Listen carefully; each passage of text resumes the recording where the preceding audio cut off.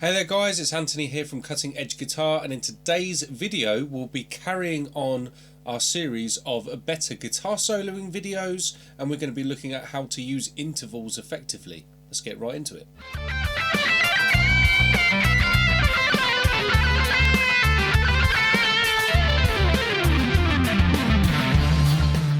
Okay guys, in my recent series of video lessons that I've been doing for you here on YouTube, I've been working on how to solo better on the guitar.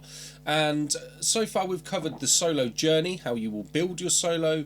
We've looked at effective use of scales, pentatonics, hexatonics, hexatonics first, then we've moved into pentatonics, arpeggios, triads, and now we're looking at intervals.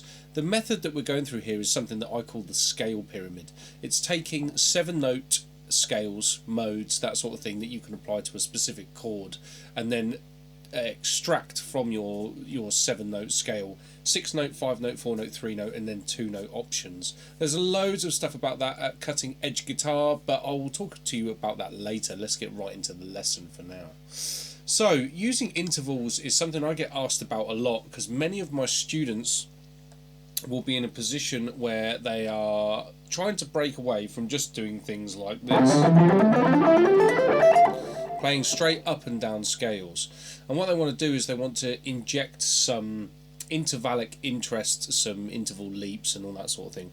So when you are playing through scales, you actually are using intervals. You're using intervals of seconds. So I just played through a C major scale there. When I go from the C to a D, that is an interval of a major second.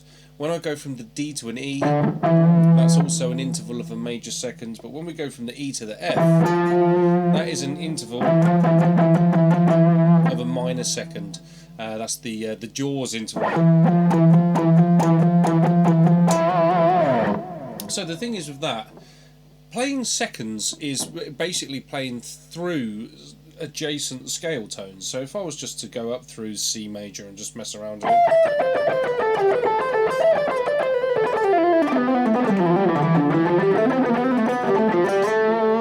all of those adjacent scale tones are using intervals of seconds.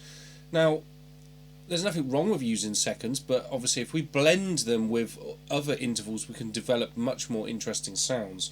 So intervals of thirds. Thirds sound like this.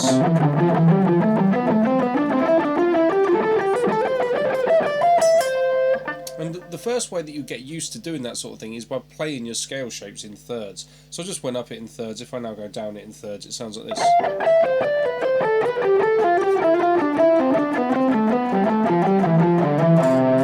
So when you're playing in thirds, what you basically will do is play your initial scale tone, like the C, and instead of going to D, which is the second, you skip that and then go to your third. Then from the D, instead of going up to E, the next note, you'll skip that out and then go up to an F, which is a third above that. Now I'm talking about thirds diatonic. Diatonic means belonging to your scale, okay? So I'm not talking about going straight major thirds all the time. It's thirds that live within a scale.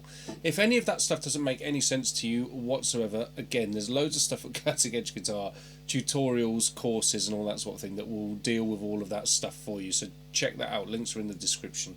But first things first, I'd get used to just playing scale forms in thirds. Then when you're improvising, moving through scales in your seconds,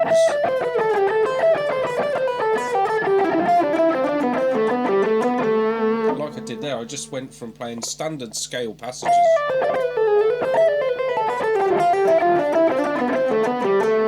to doing descending thirds. So you blend it in with your standard scale playing.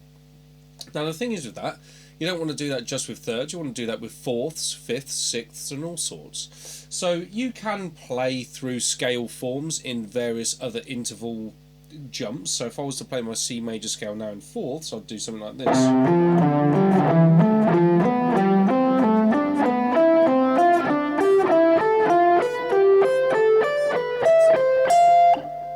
So what I'm doing every time there as I'm playing through my scale is I'm going up an interval of a fourth. So from C, a fourth above that is 1, 2, 3, 4 into my F.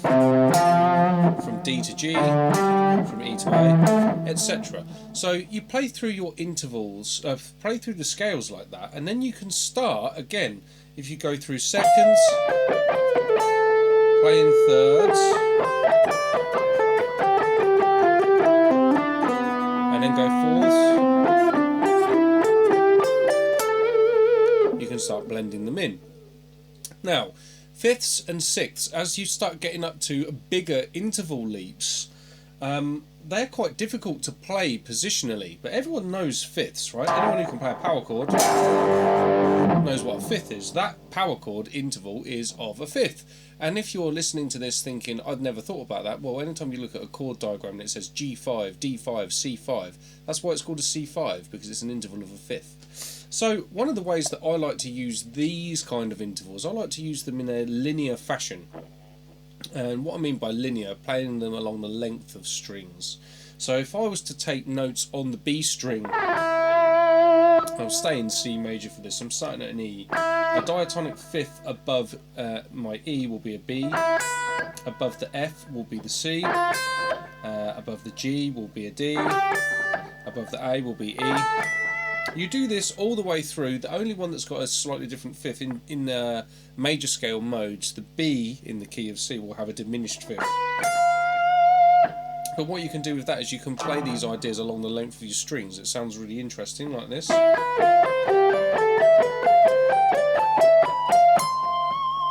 And obviously if you do them with a bit of sliding around and that sort of stuff.